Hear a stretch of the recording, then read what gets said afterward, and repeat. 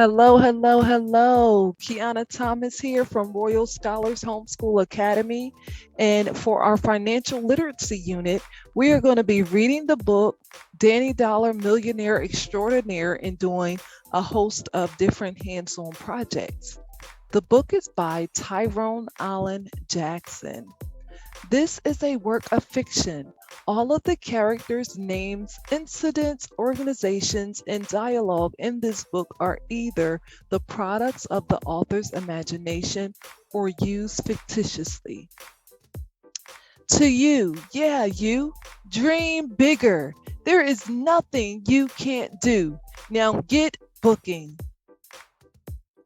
Danny Dollar, Millionaire Extraordinaire, The Lemonade Escapades by Ty Jackson. Let me introduce myself. Danny Dollar, millionaire. Yes, you read it right. Millionaire. Okay, I'm not a millionaire yet, but I'm gonna be. Yep, this little knucklehead kid is gonna make it big. Not only will I become a millionaire, I've got a plan to do it by the time I'm 21 years old. That's about 10 years from now. And I'll tell you how I'm going to do it with one word: investing. That's right, I said investing. Okay, you might be asking yourself, what the heck is investing? Well, I'll tell you. But first, a little bit about me.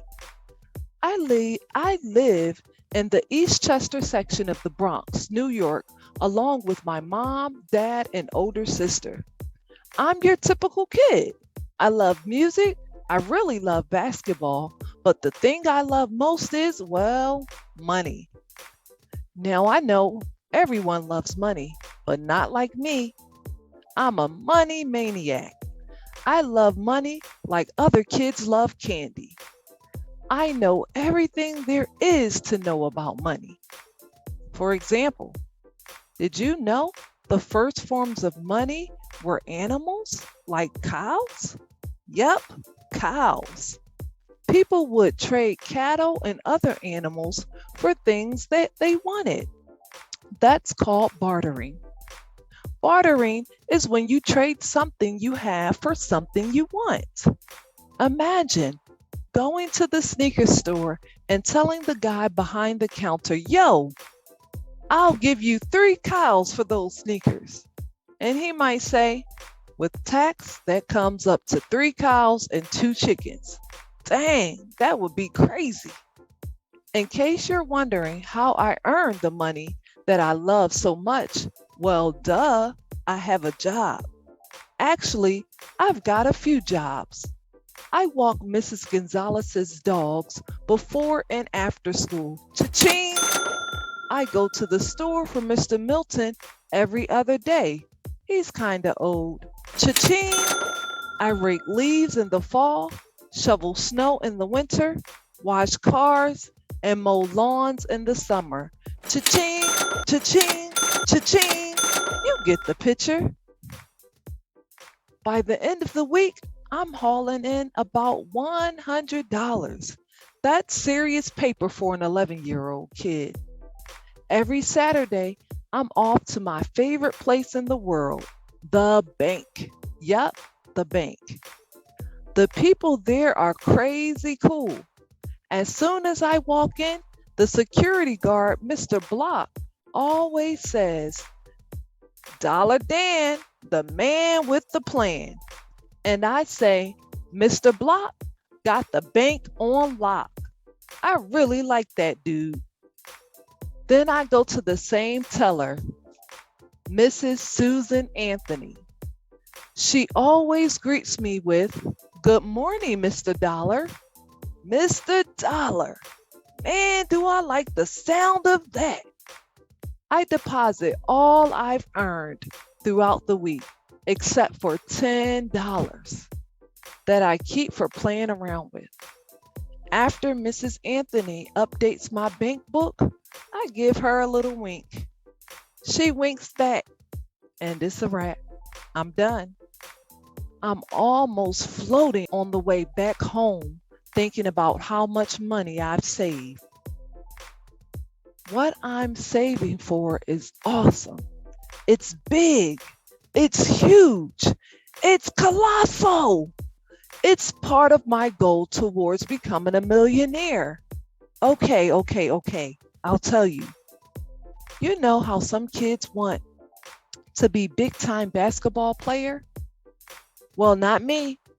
I want to be a big time team owner, just like my idol, Ricky Austin.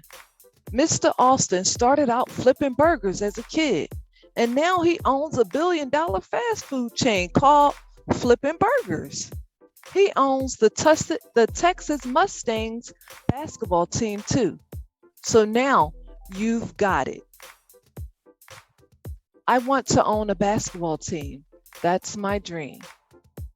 How am I going to get enough money to buy a basketball team?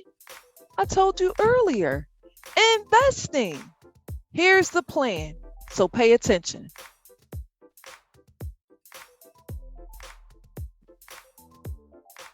Investing means taking your money and buying something that will make you more money, like a stock or a bond. With stock, you pay money to a company and then you actually own a small part of that company. For example, the Yola Cola Company. They make my favorite soft drink. Let's say I own stock in Yola Cola. When they make a lot of money, I get a piece. So the more stock that I own, the bigger the piece I get. If Yola Cola doesn't make money, I could lose some of the money I've invested. Sounds risky, I know. But like my dad always says, no risk, no reward. A bond is a little less risky than buying stock. With a bond, you let a business or government borrow your money and they promise to give you that money back with interest. Interest is the money they give you for letting them borrow your money. Sometimes I loan my big head sister $5 and I charge her $2 to borrow my $5. When she pays me back, she has to give me $7. I just made $2 in interest for loaning her only $5. Get it? Sounds cool, right? Although sometimes she tries to jerk me out of my $2, so I hold her diary hostage. Ha ha. It works every time. So I take most of the money that I earn and put it into a bank or invest it into stocks and bonds. The money I earn in interest or by investing, I reinvest into other things. That's called diversifying. Diversifying is when you invest your money into different things and try to make more money. Are you getting all of this? I know it's a lot to swallow. You should have seen me trying to explain all this to my parents. Their heads are still spinning. But when they're sitting in the skybox watching my team win a championship, I'm sure they'll say to each other, that Yola Cola stock really paid off. Yep, one day I'm going to be a millionaire. I'll be a successful Wall Street investor who owns a professional basketball team, who gives to charities and help those less fortunate, who conquers the global financial industry. I'm going to achieve all my dreams and goals. All my goals and dreams. But being a future millionaire isn't easy. There's a lot of responsibility that goes with being Dan the man. Responsibility and sacrifice. So until I become a millionaire, I've got poop to pick up. Let me explain. Just the other day, I was playing basketball with the guys when the alarm on my watch went off. It was 4 o'clock and time for me to go walk Mrs. Gonzalez's dogs. We were winning 30-20. The game was intense. The guys were begging me not to go, but I had made a promise to Mrs. Gonzalez that I would be on time. It was her bingo night and she couldn't be late, so I couldn't be late. That meant leaving before the game was over. I had my friend Noogie take my place playing ball, which didn't make the guys on my team happy. They were so mad they called me a peanut head. Can you believe that? But I would rather be called a peanut head than be called irresponsible. Because of Noogie, my team lost the game, 30-40. After I left, they didn't score another point. They called me a peanut head. When I got to Mrs. G's house, those dogs were bugging out. There are three of them, all Chihuahuas: Nina, Pinta, and Santa Maria. Walking them was a nightmare. First, Nina picked a fight with the huge pit bull. She was barking like that dog owed her money. The funny thing was that pit bull backed down. You had to see it to believe it. Then Pinta had an accident on Pablo's new sneakers. Pablo is the neighborhood bully. He was furious and vowed he would get me back. I told him that it wasn't my fault. A dog's gotta do what a dog's gotta do. As I walked away, I shouted, "See you later." He didn't like that at all.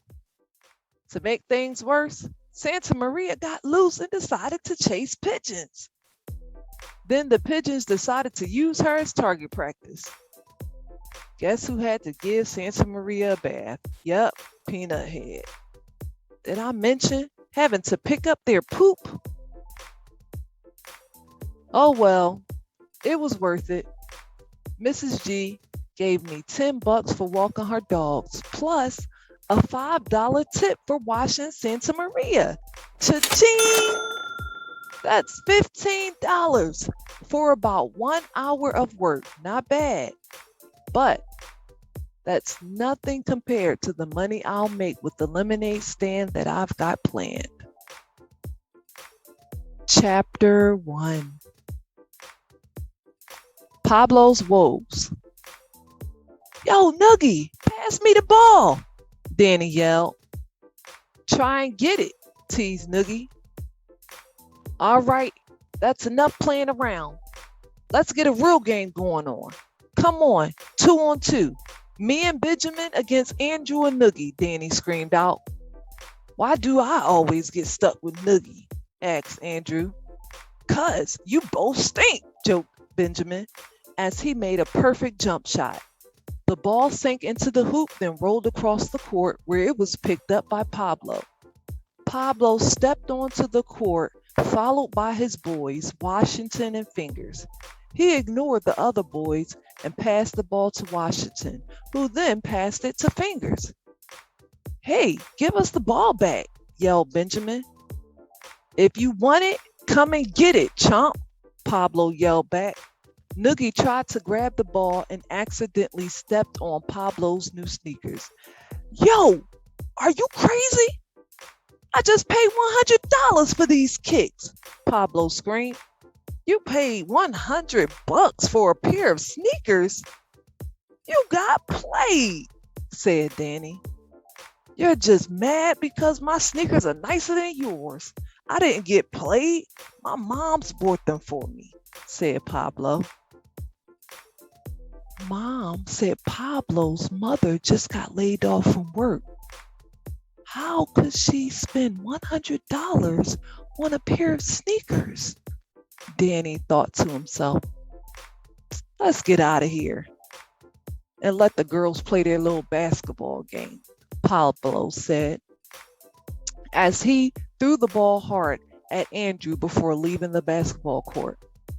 Man, that dude's has a serious attitude problem, Andrew said. Yeah, he's got issues, Danny responded. Later at Pablo's house, Pablo yelled, Yo, Mom, what's for dinner? I'm starving. Grilled cheese, his mom replied with a sigh. Are you kidding me? Grilled cheese again? We've had grilled cheese 3 times this week. Can I at least have 2? No, honey. Grilled cheese is all we can afford. And we only have enough for 2.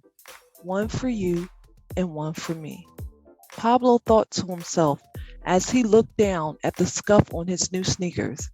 Man, all my mom can afford for us to eat are grilled cheese sandwiches. Maybe I shouldn't have begged her to buy me these sneakers. Danny's, did you know? Did you know that we call money Did you know that we call money bucks? Because before there was paper money, Americans used to barter animals like deer and elk. Get it? Bucks. That concludes chapter 1.